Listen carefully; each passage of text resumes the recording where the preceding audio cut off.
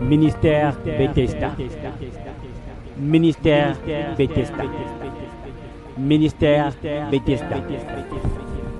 Seigneur notre Dieu, notre roi, nous n'aurons pas assez de mots pour manifester notre gratitude à ton égard. Nous ne pourrons pas vivre assez longtemps pour pouvoir te dire merci. Et même si, Père bien-aimé, nous devons te dire merci chaque seconde. Le temps que tu nous as réparti pour vivre ne serait pas suffisant, Seigneur, pour t'être reconnaissant, Père bien-aimé. Ce matin, Père, nous voulons te glorifier. Nous voulons te rendre grâce. Nous voulons t'exalter, Père. Oh mon Dieu, qui est comparable à toi? D'autres dieux ne sont que des morceaux de bois, faits avec les mains d'hommes. Ce sont des morceaux de pierre, faits avec les mains d'hommes. Mais toi, Seigneur, tu es le créateur de tout. Toi, Seigneur, tu vis d'éternité en éternité. Ton trône est souverainement élevé. Et lorsque ton nom est prononcé, Père, tous les démons fléchissent, Père bien-aimé. Et en ce matin, Père, un matin merveilleux que tu nous as accordé, nous voulons, Père bien-aimé, que par ta grâce, tu nous nourrisses de ta parole. Seigneur, c'est bien d'avoir les maisons, c'est bien d'avoir les voitures, c'est bien d'avoir les affaires, c'est bien d'avoir des mariages. Mais lorsqu'on n'a pas, toi-même tu n'es pas dans notre vie. Car tu dis, ce peuple m'honore sur le mot de bouche, mais leur cœur est loin de moi. Seigneur, nous voulons être proches de toi. Nous voulons que tu prennes la première place dans nos vies, que tu t'installes, que tu ailles jusque dans le lieu très saint, Seigneur, et que tu contrôles le tour de garde de notre cœur, et que notre volonté meure, Seigneur Jésus, et que, Seigneur, nous puissions mourir, comme l'apôtre Paul pouvait le dire, Christ en moi. Nous voulons, Père, que tu puisses être en nous. À ce moment-là, les gens de l'extérieur verront ta gloire, Seigneur. Oh Dieu, sonde nos cœurs ce matin, Père. Bien-aimés de le Seigneur, il y a un phénomène que j'ai remarqué, surtout dans les pays sous-développés. Les gens font des grandes études, surtout en physique ou bien en chimie. Les gens étudient la biologie, mais vous allez remarquer, c'est juste de la théorie que nous étudions dans la plupart des cas.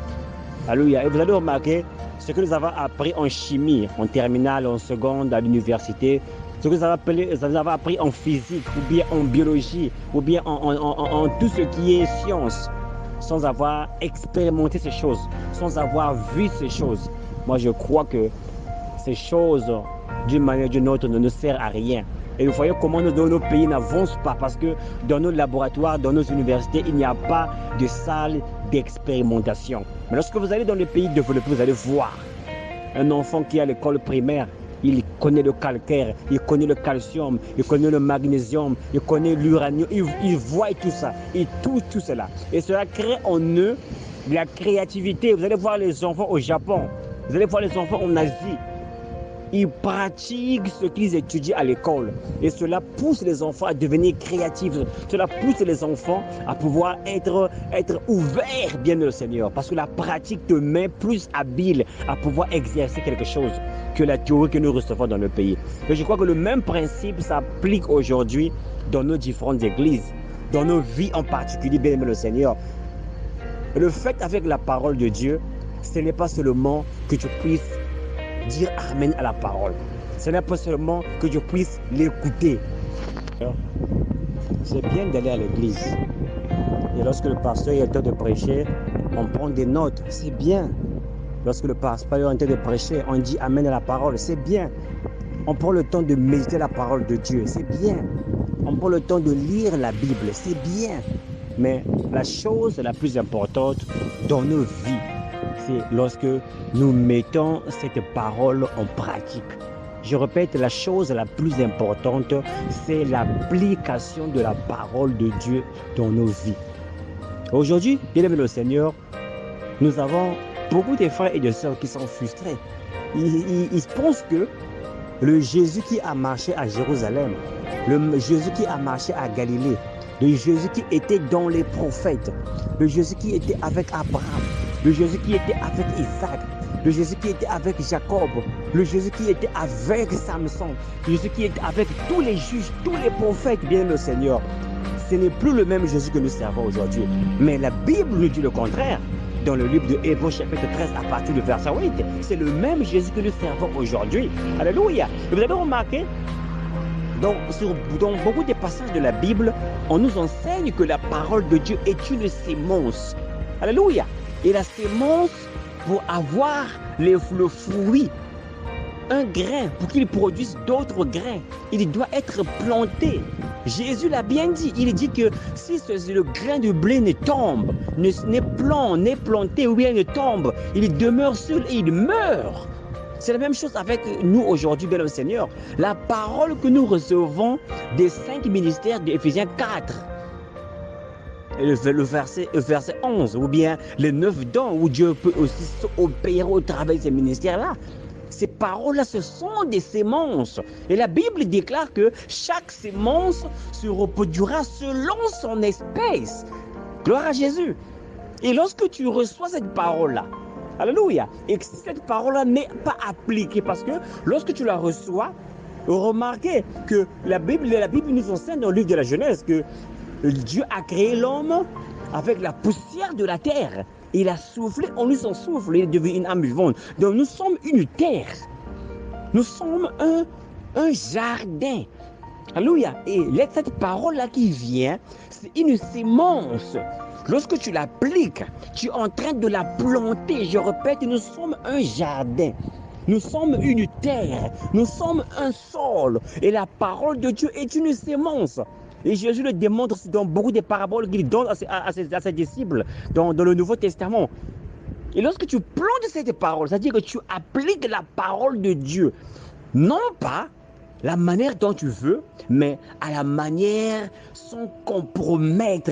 Comme Moïse dit aux enfants d'Israël, vous devez manger l'agneau, vous devez rien rejeter, tout devait être consommé. Et l'application de la parole de Dieu devait se faire entièrement. Vivre la parole de Dieu, manger le rouleau. Alléluia. Ce n'est pas seulement de pouvoir mâcher le rouleau, mais il faut l'avaler. Devenir un avec la parole. À ce moment-là, c'est que ces sémence que tu fais, que tu engorges, que tu appliques en toi étant une terre, elle va se reproduire dans ta vie. Alléluia. Et Jésus, l'apôtre Paul dit que Christ en moi. Christ c'est quoi? Christ c'est l'onction. Christ c'est la parole. Dans Jean chapitre 1, la Bible dit qu'au commencement était la parole.